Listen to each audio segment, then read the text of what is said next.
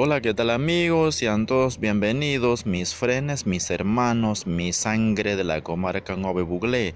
Esto es Aprendiendo y Compartiendo, declarando de la Constitución Política de la República de Panamá, con el fin supremo de fortalecer la nación, de garantizar la libertad, de asegurar la democracia, la estabilidad institucional, de promover la justicia social, el bienestar general y la integración regional, e invocando la protección de Dios, se decretó la Constitución Política de la República de Panamá.